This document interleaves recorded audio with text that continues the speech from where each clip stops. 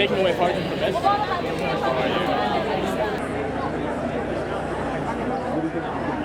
My name is David Magdael. I'm one of the co-directors for the Los Angeles Asian Pacific Film Festival, produced by and presented by Visual Communications.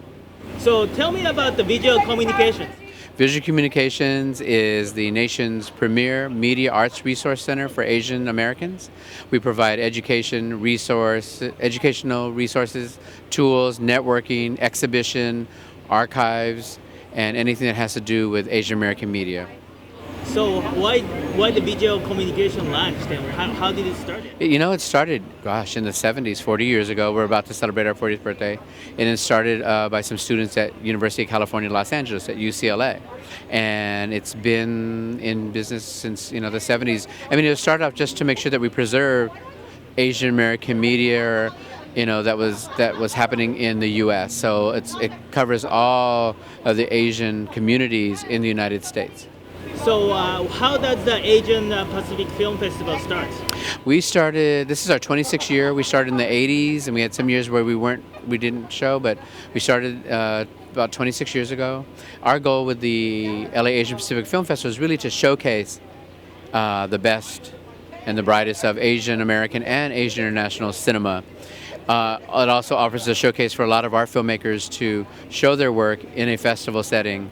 So we show here at the Japan American Theater, which we're here in Japantown. We'll show at the Directors Guild over in West Hollywood, and then we also show at the Lemley Sunset 5. So really, it's really creating a platform and establishing Asian film and Asian American film within Hollywood, to be really honest. And then the nice thing is for us and for our film festival to be in Los Angeles, we can take advantage of all the resources that are available for our filmmakers. So in addition to showcasing movies, we also have panels and discussions and workshops, so that we can, continue to help support the filmmakers, of tomorrow, a lot of the filmmakers that are coming through our festival.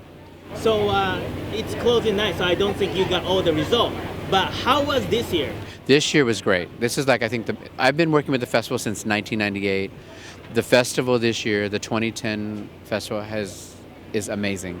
It's one of the best years we've had. The audiences have been great. It's been almost like sold out houses, sold out theaters and films, and people are just really engaged. And it just has this new sense of energy with these newer filmmakers, half of which I don't know anymore, and they're younger. It's just so inspiring, and it makes you think that, wow, there is a thing as an Asian American film community that's coming together. And what's difficult is that, we talk about Asian American, we're talking about 11 different countries and 11 different languages in addition to English that we're trying to, showcase and present. So we can't always present everything, but we try our best to present everything from both Asia as well as here with the Asian American experience here in America.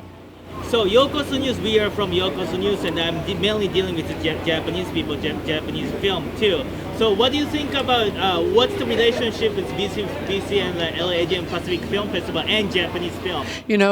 When we first started, we were showing mostly Japanese films because back then that's what was coming over to America. So back in the 80s and the early 90s, there was that wave of Japanese films. Of recent, though, so many other countries have opened up and they've been sending over films. Last year, though, we closed with our closing film was Departures, which won the Oscar last year from Japan. This year, we had one film from Japan, which was called Villain's Wife, which was the Japanese submission to the Oscars this year. So we had films from Vietnam, Japan, People's Republic of China, Taiwan, the Philippines, even from the Pacific Islands, from Guam and from Indonesia and places like that. So we've grown as a festival, as well as I think the Asian film market has grown. And so it's really, we want to just continue to provide, all of our audiences, as much of the stories from all of Asian countries, including Japan. So people can submit the film, whoever can submit the film? Everybody can submit the films to our festival. So, this year we screened 170 films from 20 countries. So, but we had about 500 submissions.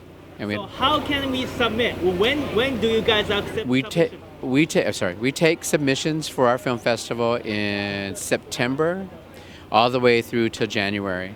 So if you go to our website, the Visual Communications website, which is www.vconline.org, you'll have the submission forms, and they'll be keep up with the news that's there, so they know when the submissions open. Normally, we open in September, and then we'll stop taking submissions at the end of January. Do you have any comment about the filmmakers from the BC Communication, like how you want to expand the American comic showcase, the Asian American comic?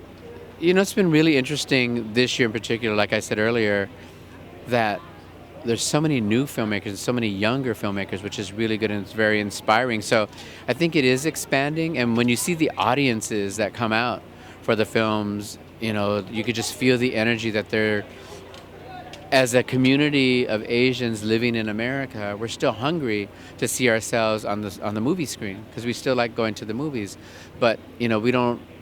With our filmmakers this year, they're not waiting for Hollywood to come knocking on their door because Hollywood won't knock on their door and say, "Hey, come make a movie." You have to prove ourselves. So, our film festival and Visual Communication really wants to help support that so that we can continue to have our filmmakers telling stories out there.